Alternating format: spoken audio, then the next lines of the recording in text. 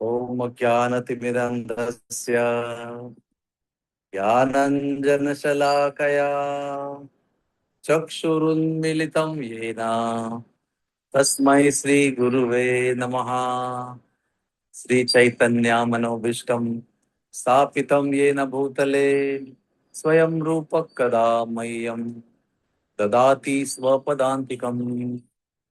श्रीकृष्ण चैतन्य प्रभु नित्यानंद श्री अद्वैत गदाधर श्रीवासदि गौर भक्त वृंद। हरे कृष्णा कृष्णा हरे हरे, हरे राम राम राम हरे हरे।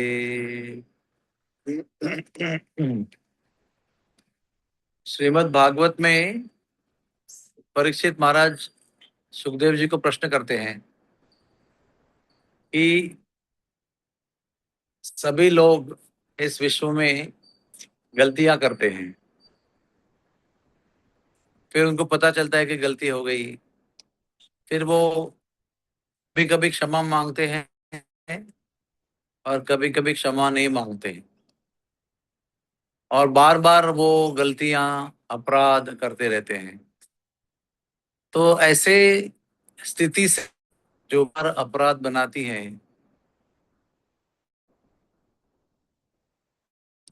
तो इस प्रश्न के उत्तर में सुखदेव जी ने अजामिल की कहानी बताई। और अजामिल की कहानी में हम देखते हैं कि अजामिल बहुत बड़ा भक्त था, लेकिन उसने ऐसे एक प्रसंग में एक गलत चीज देखी और उसका प्रभाव इसके मन पर इतना हुआ कि उसने बहुत सारे पाप किए। तो पूरा छठवां स्कंद है भागवत का। लेकिन अंत में जब पाप करते करते करते 80 साल का हो गया, तो उसको यमदूत का दर्शन हुआ, और उसके बाद में नारायण का नाम लिया तो विष्णुदूत का दर्शन हुआ। और विष्णुदूतों का और यमदूतों का जो संवाद हुआ, वो संवाद उसके ऐसे भयंकर स्थिति में हुआ कि उसको बहुत भयंकर डर लगा। और संवाद का समाप्ति होने के पश्चात जब उस बच गया, वो यमदूतों के पास से, यमदूतों की याचना से बच गया, तो वो सुधर गया और फिर दोबारा उसने कोई गलती नहीं किया या अपराध नहीं किया। तो आचार्य हमको समझाते हैं कि ये जो मिथ्या है, फॉल्स ईगो, ये हमें क्षमा मांगने से रोक देता है। अगर कोई गलती करते भी है तो हम सॉरी क्यों नहीं बोलते हैं? क्यों नहीं बोल सकते हैं? क्योंकि मिथ्या अहंकार होता है। मैं क्यों सॉरी बोल मैं बोल सकता? तो ये फॉल्स ईगो जो है, जब तक है तब तक व्यक्ति हृदय से पश्चाताप नहीं कर सकता और हृदय से माफी भी नहीं मांग सकता।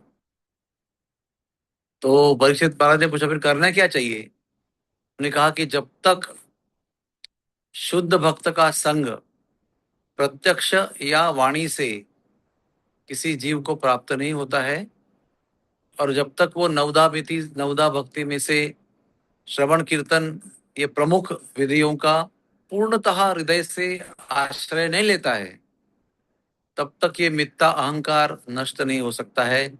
और जब तक ये मिथ्या अहंकार नष्ट नहीं हो सकता है, तो अपराध की क्षमा भी मांगने के लिए व्यक्ति योग्य नहीं हो सकता है।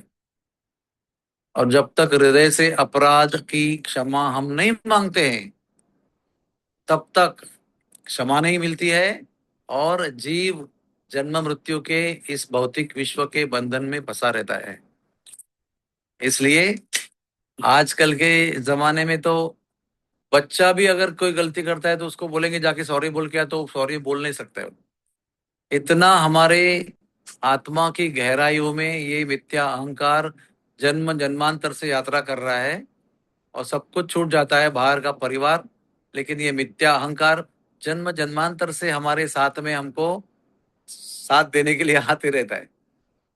तुमको विचार करना चाहिए कि गलतियां करना स्वाभाविक है भौतिक दुनिया में, लेकिन जब तक हृदय से उसका पश्चाताप नहीं होता है, तब तक न क्षमा होती है, तब तक न बंधन टूट जाता है।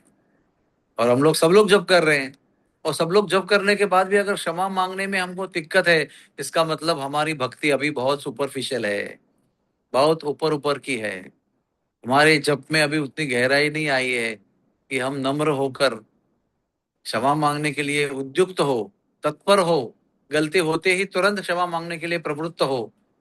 ऐसे करना है तो हम लोगों को ना बहुत ध्यान से जप करना पड़ेगा। जब हमारे भगवान के नाम का ध्वनि जो हम उच्चारण करते हैं, वो जब तक हमारे हृदय को नहीं छूता है, जब तक हमारे आत्मा को नहीं छूता है, तब तक वहां परिणाम भी नहीं करता है, क्योंकि आत्मा के सबसे अंदर के लेयर पर मिथ्या अहंकार बैठा हुआ है। और जब तक हमारा जब उस वहां तक नहीं पहुंचता है, तब तक जो जड़ है हमारी भौतिक विश्व के जीवन की जो जड़ है, वो कैसे नष्ट होगी? फिर आप योग भ्रष्ट बन जाएंगे, फिर जन्म लेंगे, फिर वापस वही अहंकार साथ साथ देगा, आपका साथ में ही रहेगा, फिर क्षमा मांगने में डिफिकल्टी होगी। ये सिलसिला बहुत भयावह है, please understand. This is very scaring situation कि केवल हृदय से पश्चाताप न करने से और मिथ्या अहंकार को न छोड़ पाने से ये बार बार आना जाना यहाँ निरंतर चलते रहने वाला है। कितनी भयंकर स्थिति है ये, इसको सोचकर भी डर लगना चाहिए। और इस डर के कारण बहुत प्रेम से जप करना चाहिए। मुझे डर लग रहा है कि मैं आऊंगा, मेरा अहंकार साथ में आएगा मेरे, और छोड़ेगा नहीं मुझे, यहीं पर बार बार जन्म लेने के लिए मजबूर करेगा। तो ये भगवान, मैं आपके चरणों में मेरे जीवन को समर्पित करता हूँ। अमी तो कंगाला कृष्ण कृष्ण बोली धाये तब पाचे पाचे। मैं तो बहुत कंगाल हूँ, आध्यात्मिक दृष्टि से बहुत गरीब हूँ। आप ही सहारा दीजिए, और कैसे भी करके ये जप में मुझे रुचि दीजिए। जो चाहे कर लीजिए, फटका दीजिए, दुख दीजिए, कष्ट दीजिए, डरा दीजिए, जो करना है करिए। लेकिन भगवान मुझे इसी जन्म में आपके नाम के प्रति रुचि और गहराई दे दीजिए, ताकि मैं ये सबसे बड़ा दुश्मन मिथ्या अहंकार को कर दूं, डिस्ट्रॉय कर दूं, उसको नष्ट कर दूं, और सभी गलतियों से हृदय से क्षमा मांग सकूं, आपके चरणों में वास्तविक रूप में आश्रय प्राप्त कर सकूं। हरे कृष्णा, हरे कृष्णा, कृष्णा कृष्णा हरे हरे, हरे राम राम राम हरे हरे। कोई किसी का प्रश्न है? ठीक है, बहुत धन्यवाद। Thank you Yes, very Prabhuji. Much. Hari बोल। I have a question. Yes, please highlight her. Wait a moment.